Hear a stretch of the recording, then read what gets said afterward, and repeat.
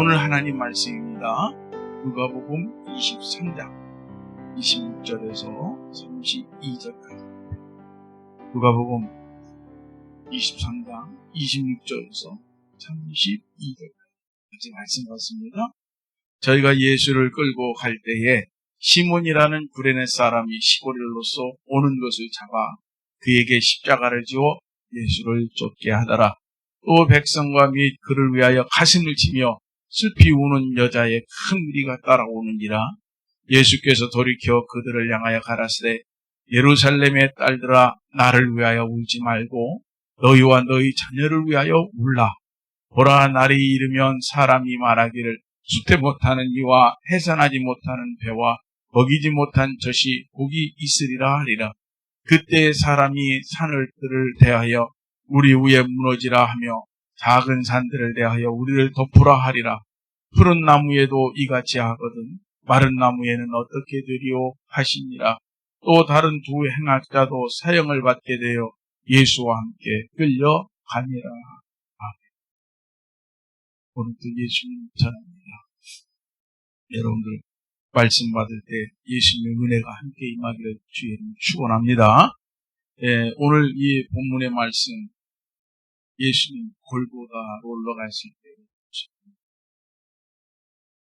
예수님께서 겟세마네 동산에서 밤에 기도하시다가 악한 유대의 종교 지도자들, 당시에 그 해의 대제사장 가야바가 보는 사람들이 잡혔습니다.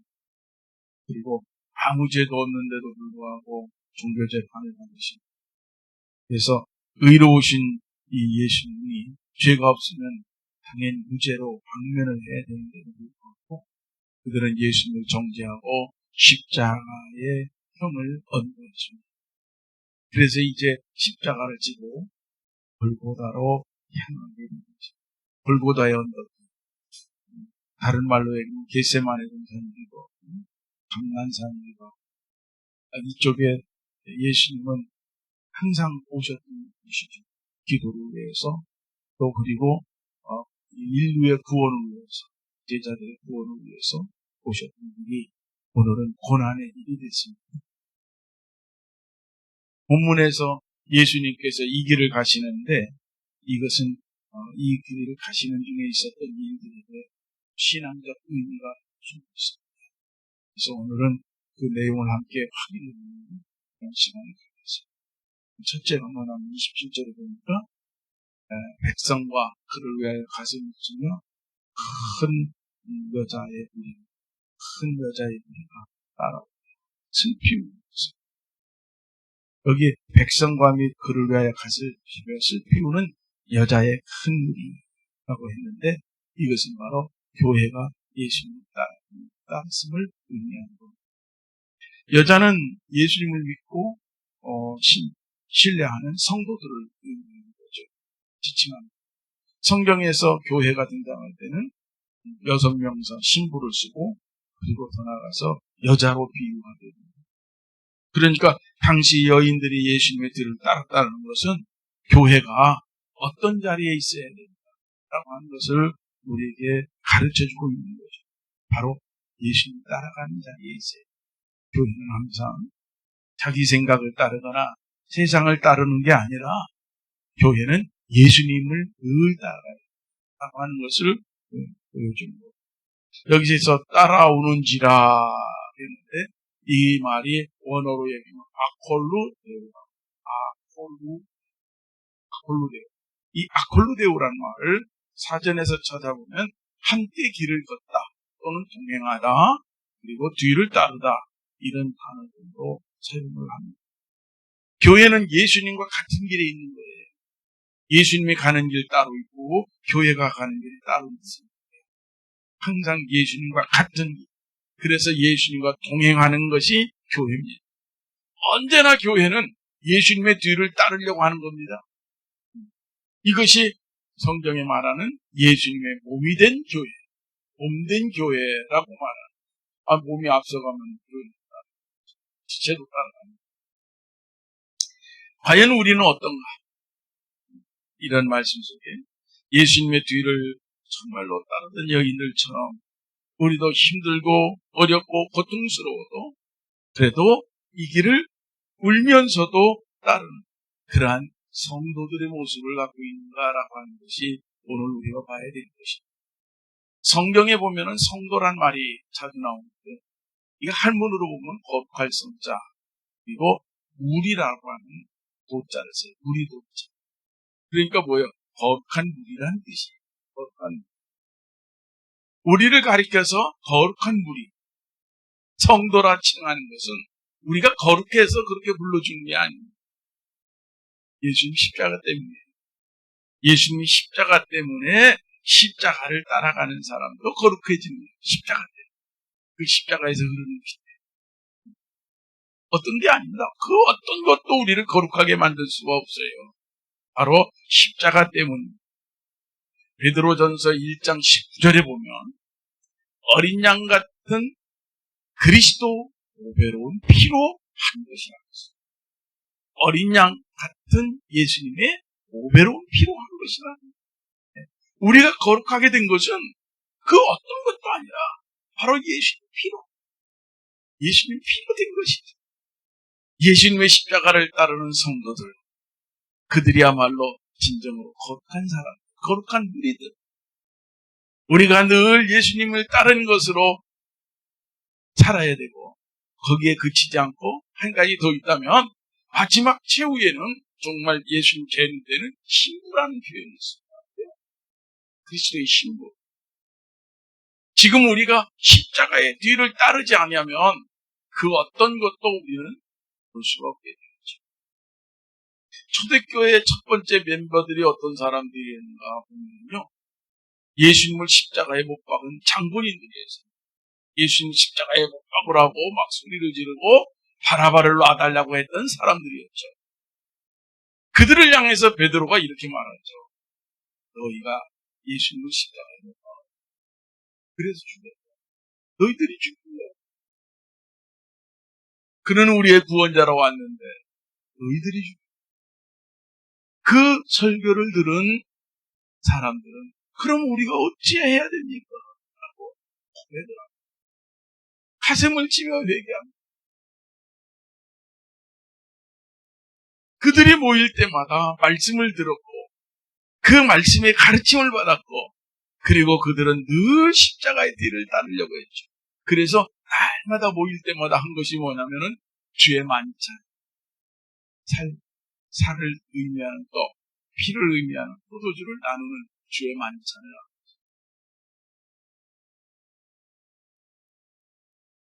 초대교인들이 모여서 떡을 뗐다라고 하는 말이 사도행전 1장 42절에 나오는데 그 떡을 뗐다라고 하는 말이 클라시스. 이 말은 부수다. 잘게 떼어내다. 부수다, 잘게 떼어내다. 좀 더 용법을 세게 하면 박살내다, 깨뜨리다. 그런 의미까지도 사용합니다. 예수님이 십자가에서 잘게 부서졌죠. 찢겨버린 겁니다. 채찍에 의해서. 그 살점 한 점 한 자리에 잘게 떨어져 나가. 바로 그게 주의 만찬. 그걸 기념하는 거죠. 초대교회는 말씀을 듣고 그 십자가를 기념해서 만찬을 하면서 거룩한 교회의 삶을 계속해서 이어요. 많은 초대교인들이 그러면서 십자가에 실제로 순교를 합니다. 두 번째로는 여기 26절에 보니까 구레네 사람 시몬이라고 하는 사람이 시골에서부터 올라오는 것을 보고 그에게 십자가를 지워 예수를 쫓아가게. 구레네 사람 시몬. 이 사람은 누군가? 6월절을 맞이하여 6월절을 지키기 위하여 예루살렘에 온 사람이에요. 예루살렘에 오는 것을 보고 성도가 예수님의 고난에 동참하는 거예요. 십자가. 여기 지웠다라고 하는 말이에요. 십자가를 지워 에피테뎀이라는 이 말은 뭐냐면 놓다, 두다, 얹다. 그게 얹어버리다 그래요. 놓아두었다는 거예요. 또는 씌우다, 고정하다. 이런 뜻이에요. 그러니까 뭐예요? 떨쳐낼 수가 없는 거예요. 이 사람. 이 구레네 사람 시몬이 유월절을 지키려고 왔다가 본인이 그 유월절 명절에 죄 없는 예수님의 고난에 자기도 뛰어들어가게. 당시 유대인들 가운데 일부는 유월절 명절에는 예수님을 죽이는 일을 하지 말자 그랬어요. 왜? 명절이니까. 많은 사람들이 올 거니까. 그 마침 그 자리에 이 시골 사람, 구레네 사람 시몬도 있었던 거죠. 이 사람이 예수님의 십자가를 지고 골고다 언덕으로 올라가야 됐던 겁니다. 사실 이 시몬이 십자가 짊어지고 골고다 언덕에 올라가려고 예루살렘까지 온 거 아닙니다. 구레네에서. 또 이건 자기가 원한 일이 아니에요.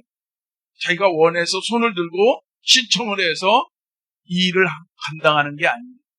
또 이 사람은 이런 것을 예상도 못했어요. 명절에 유월절 명절을 어떻게들 지키나 그걸 어떻게 보면 구경하러 왔을 수도 있어요. 그런데 이 사람이 왜 나한테 이런 걸 지우게 하느냐고 따지거나 항의하거나 불만을 표시하거나 원망하는 이야기가 성경은 없습니다. 그는 이 일을 마치 자기 일인 것처럼 그는 십자가를 지고 끝까지 골고다 언덕으로 올라갔습니다. 여러분, 십자가를 지고 동참해야 된다고 하는 것은 우리가 늘 성경에서 알고 있는 겁니다. 하지만 실제로 이것이 육적으로 나에게 온다고 할 때 그걸 원하는 사람이 땡큼이 있을까요? 없을 겁니다. 왜? 힘드니까. 힘든 일을 하고 싶죠. 그러나 천국 가는 성도는 구레네 사람 시몬처럼 때로는 십자가도 지고 예수님의 일에 같이 동참하는 작은 사례입니다. 성경에 보니까 이런 말이 있네요. 마태복음 16장 예수님이 나를 따라오려거든 자기를 부인하고 자기의 십자가를 지고 나를 쫓을 것이다. 예수님의 십자가의 고난에 너도 같이 서 있어야 돼. 거기에 있어야 돼. 그런 말씀이죠. 심지어는 이런 말씀도 했어요. 마태복음 20장에 나의 마시는 잔을 너희가 마실 수 있겠느냐 라고 말합니다. 나의 잔, 십자가. 너도 이 십자가를 지고 나를 따라올 수 있겠느냐라고 합니다. 과거에 야고보와 요한이라는 사람이 예수님을 정치적인 메시아 구원자로 오해를 했죠. 예수님이 오병이어 5,000명을 물고기 2마리와 물고 5개로 먹였잖아요. 엄청난 일이 벌어졌어요. 죽은 자도 예수님을 만나면 살아났어요. 어떤 병에 걸려있든지 예수님을 만나면 깨끗하게 회복됐어요. 놀라운 예수님의 가르치심, 예수님을 통해서 나타나는 어마어마한 일들을 이들은 보고 장차 이러한 예수님이라면 예루살렘에 가시면 당연히 예수님이 왕이 돼요. 예수님이 왕. 헤롯이 왕이 아니라 헤롯은 에돔 사람. 예수님이 왕이죠. 충분하다 이분이라면. 이렇게 생각을 해서 한 사람은 그때 되면은 나를 좌편에 세워주세요. 나를 우편에 세워주세요. 이렇게 요청하기까지 했습니다. 그런데 이후에 이 두 사람은 자기들의 이 말이 얼마나 허탄하고 얼마나 어리석고 얼마나 미련한 것을 예수님에게 구하였는 것인가라고 하는 것을 깨닫게 되고 야고보 사도는 예수님의 제자들 가운데 제일 먼저 헤롯에게 목배임을 당하는 순교 인후자. 요한은 순교는 안 했지만 요한계시록 1장 9절에 보면 나 요한은 예수님의 환난에 동참했다라고 하는 말을 하고 있어요. 환난에 참여하는 삶을 살았다. 그러니까 목 잘려 순교하는 것보다 더 힘든 거를 그렇게 살았던 여자의 큰 무리가 예수님의 십자가를 지고 가시는 그 뒤를 따른 것처럼 교회는 언제나 예수님을 따라야 해. 그걸 얘기하는 구레네 사람 시몬이 예수님이 십자가를 진 거지. 성도는 때로는 원치 않아도 생각하지 않았던 일이라 할지라도 예수님의 고난에 동참해야 됨을 여러분들도 항상 예수님 고난에 동참하는 일이 있다면 그 일에서 여러분들 벗어나지 않기를 바랍니다. 마지막 하나 더 얘기하면 28절에 이런 말씀이 있습니다. 예수님께서 그들을 돌아보면서 이렇게 말합니다. 예루살렘의 딸들아 나를 위하여 울지 마. 너희와 너희 자녀를 이 말이 보지 마. 여인들에게 나를 위하여 울지 마. 나를 위하여 너희와 너희 자녀들을 위하여 울지 마. 여기서 여인은 교회의 예표성을 가지고 있다는 거죠. 다시 말하면 예수님께서는 언제나 교회를 염려하고 걱정하시고 그런 모습을 보입니다. 예수님을 따르는 이 여인들은 예수님이 베풀어 주시던 그동안의 은혜, 그동안의 사랑, 그동안에 예수님을 가르쳐 주신 그 가르치심, 이런 거에 감사하면서 따라오는 사람들이에요. 그토록 큰 사랑과 큰 은혜를 베풀어 주신 예수님인데, 지금 아무것도 죄도 없는데, 예수님이 당하신 저 엄청난 저 처절한 것, 너무나도 안타깝죠. 그들이 눈으로 보고, 그들이 생각할 때, 정말로 가슴이 황맥해, 가슴이 치면서, 그리고 눈물을 흘리면서, 그들은 예수님을 따르는 거죠. 그러한 모습을 예수님은 보는 거예요. 그리고 말하는 겁니다. 나를 위해서 울지 말고 너희와 너희 자녀를 위해. 자, 여인들은 교회를 상징하는 거죠. 교회를 위해서 울라는 거죠. 그리고 너희 자녀는 누굴까요? 너희 자녀는 너는 교회고 자녀는 연약한 자는 교회의 교회 가운데 연약한 자들을 위해서 울라고 하는 거예요. 여기서 울라라고 하는 말은 단순히 눈물을 몇 방울 떨어뜨리는 게 아닙니다. 이 울라라고 하는 말을 보니까 클라이오라고 해요. 클라이오. 이 클라이오라는 말이 크게 울부짖는 거예요. 애통해하는 거예요. 슬퍼하는 거예요. 즉 애통하듯이 몹시 슬퍼하며 눈물을 쏟고 교회를 위해서 크게 울지. 그럴 때는 예수님의 말씀은 예수님의 교회를 얼마나 염려하고 있는지를 보여주고 있습니다. 예수님 자신이 지금 잔인하고 험악한 십자가의 고통의 자리에 던져졌는데도 불구하고 예수님은 자신이 아니라 너희들을 위해서, 너희 자녀들을 위해서, 교회를 위해서 울라고 말씀하십니다. 예수님이 교회를 염려하시는 모습입니다. 예수님의 마음, 그 예수님의 마음으로 우리도 교회를 위해서 울 수 있어요. 성경은 예수님이 십자가에 오르는 상황에서도 교회를 염려하십니다. 이후도 마찬가지죠. 사울이 큰 박해자로 등장을 해서 교회를 문 닫게 하고 성도들을 다 죽이고 없이하고 알도 못하는 일이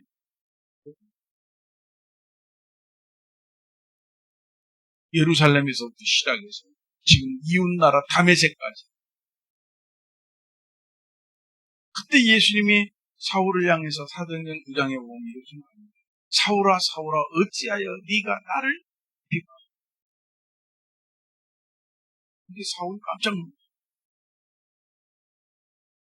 교회를 비방하는 것이 나를 비방하는 것이다. 네가 교회에게 어려움을 갖다 주는 것이 바로 나에게 어려움을 주는 거예요. 내가 교회에게 그런 일을 하면 내가 그 일을 당하는 거야. 그러니까 교회는 곧 예수님이라고 하는 이 공식이 설명이 되는 거죠. 언제나 예수님은 교회가 당하는 고통은 자신이 당하는 것으로 생각했고요. 교회가 겪는 모든 일들은 예수님이 겪는 일로 예수님은 보시고 말씀하시고,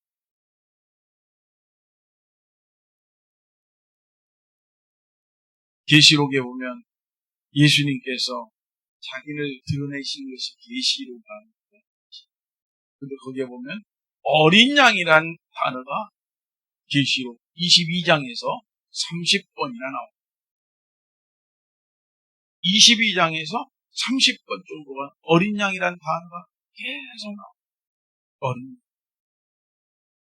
예수님은 마지막 종말 교회를 향해서도 어린 양으로 자기를 보여주는 어린 양. 끝까지 교회가 고난을 당하고 환난을 당하고 어려움을 당해도 그때 내가 어린 양으로 할게요. 어린 양. 여러분, 오늘 말씀의 결론을 내리려고 예수님이 십자가 죽음을 위해서 골고다로 지금 올라가십니다. 이 골고다로 가시는 건데 그때 여자의 큰 무리가 예수님입니다. 교회가 예수님입니다. 교회는 언제나 예수님이 영광스러운 자리에 갈 때만 따라가는 게 아니라 이런 골고다에 올라갈 때도 교회는 예수님입니다. 언제나 교회는 예수님입니다. 고난이 있던 험악한 고통이 있던 교회는 예수님을 뒤를 따라가는 일을 포기합니다. 또한 브레네 사람 시몬이란 사람이 예수님의 십자가를 우연찮게 지게 된 것은 성도는 예수님의 고난을 외면하거나 동참해 예수님의 고난과 함께해야 됩니다. 예수님이 고난당하는 그 길에 성도가 있어야 돼요. 예수님이 고난을 당할 때 그 일에 참여해야 해요. 그 일이 우리의 그래야 그 다음에 뭐가 있어요? 부활. 그걸 아시죠? 마지막으로 예수님께서 울면서 자기를 따르는 여인들에게 말합니다. 나를 위하여 울지 말고 너희와 너희 자녀를 위해서 울라. 예수님은 언제나 교회를 염려하셨어요. 언제나 늘 교회 걱정했고 교회의 연약한 자들을 위해서 예수님은 염려했어요. 오늘 우리도 교회를 위해서 기도하고 교회의 연약한 자들을 위해서 기도할 수 있는 그러한 성도들이 되어야 됩니다. 여러분들 모두가 이와 같은 성도가 될 수 있기를 주의 이름으로 축원합니다. 기도합시다. 하나님 감사합니다.